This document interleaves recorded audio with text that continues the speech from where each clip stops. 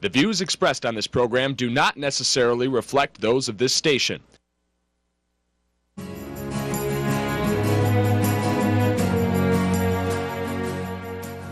Welcome to Insights into Northeast Michigan, a WBKB News public affairs program.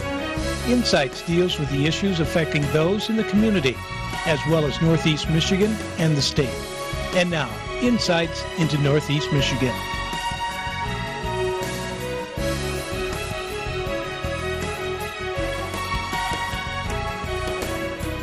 Good morning, everybody. Thank you for joining us. This week, we are sitting with the Acropolis Reed Quintet. It's a pretty special week, and good morning. As always, I'm your host, Lindsay Idaluca. And we're going to kind of go around the couch right now. Everyone can introduce yourselves. I'm Tim Gocklin. Okay, and Tim, what is your instrument? I play the oboe. Okay.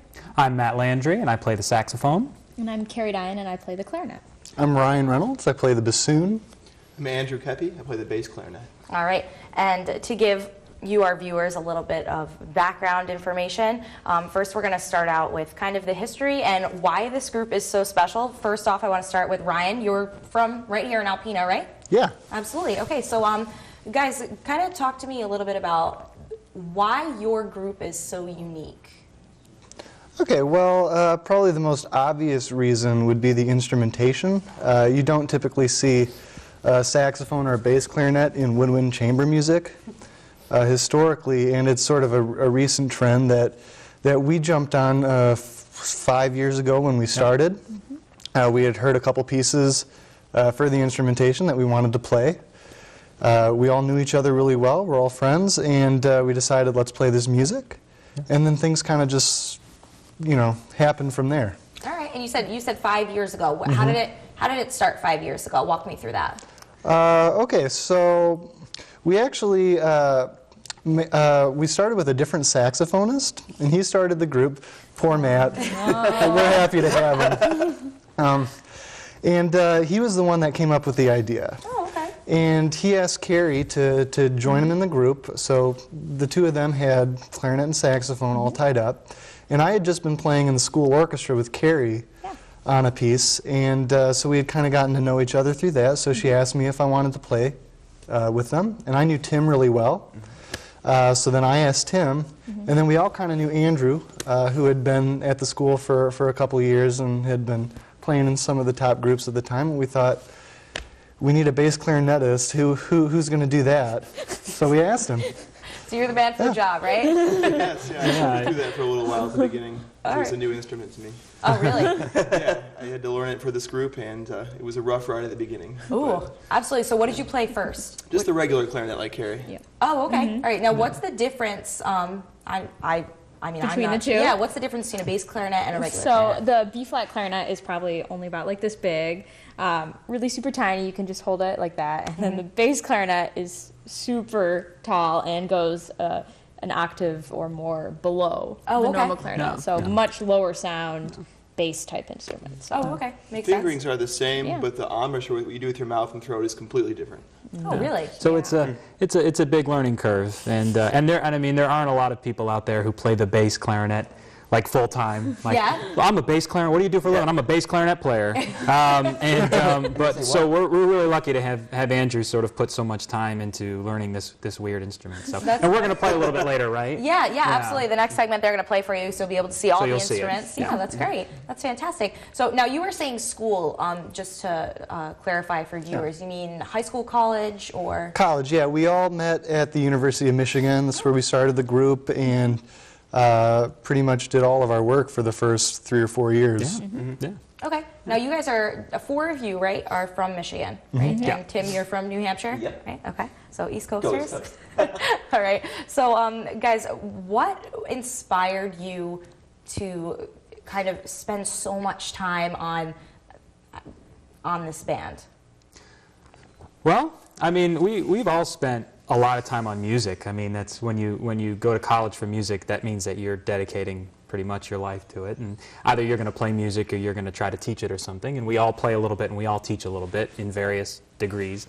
And then we were kind of just looking at ourselves. You go to school for music and you start to try to figure out, what am I going to do with this? And we figured out that if we stuck together, we could have a lot more opportunities to perform, and a lot more, we could make more way as a group than we could as like soloists or something like that. Absolutely. So yeah, and we all have a sort of an entrepreneurial side to us, so we wanted to start something that was new. We wanted to put together our own concerts. We wanted to make new musical, new compositions that had never been written before, and for new instruments that had never come together. And so we're all about just generally new things. There's a lot of tradition in classical music, and you'll probably hear when we perform that our classical music doesn't really sound like most classical music. It's a little more energetic and fun, and we were all really into that. I think if you went to some other students at University of Michigan we were studying, they would have said, no, I don't want to do that. But we were really into the newness of it, and so that's what kind of drew us all together.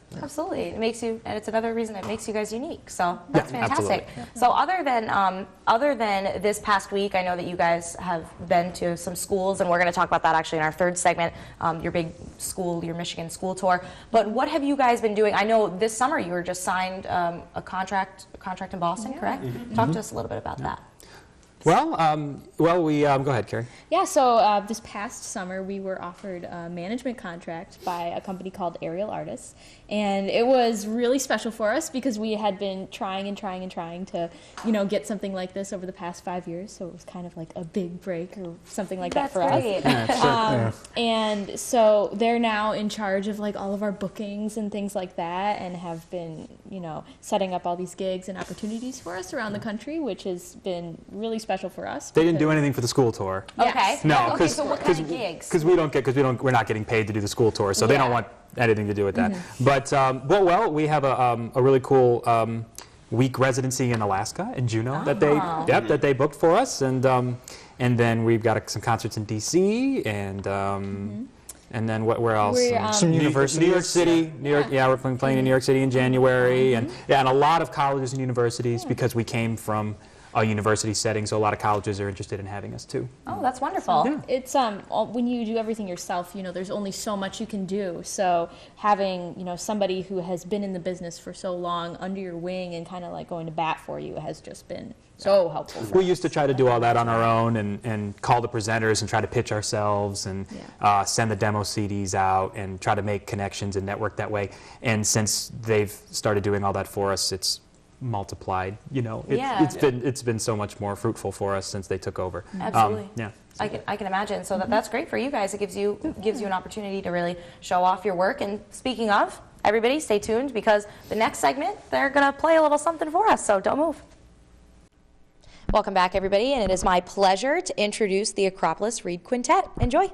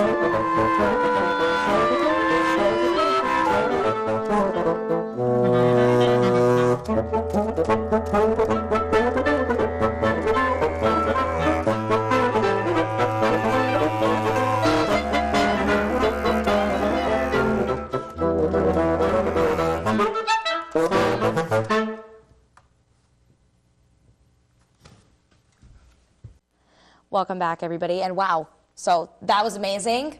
That was so great. So talk to you. You're welcome. Talk to me a little bit about the pieces that you guys played.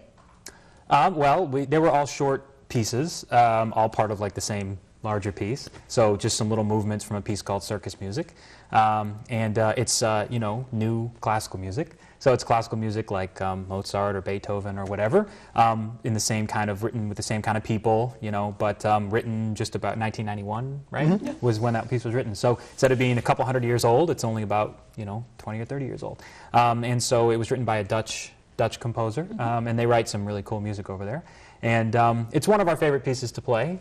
How long we've been playing that one for? Oh, definitely 5 years. 5 years. Long as, yeah, it was like the first, From the beginning. yeah, it was like one of the first pieces we ever learned, and that's why we have it memorized. You know, we play it so much. We play it. We're playing it in all the schools to finish out the tour, and we played it this week as well, and at the schools. And so, yeah, it's really nice and exciting. We really love it. Fantastic. I was just going to ask that, you know, if this was something that you played this past week. Now, the group they're on their Michigan school tour right now. They're playing at tours they're playing their tour all over the state, and you guys were here in Alpena to play at some schools this past week. So where did you guys go? You went to, I know that Monday you didn't get to go to Snow Besser day. because there was a snow day. That's unfortunate. We were going to go to Besser Elementary, which is actually where I went to elementary school. So wonderful. that would have been fun, but we're going to try to come back later in the year if we can and visit. But on Tuesday we got to visit Thunder Bay Junior High.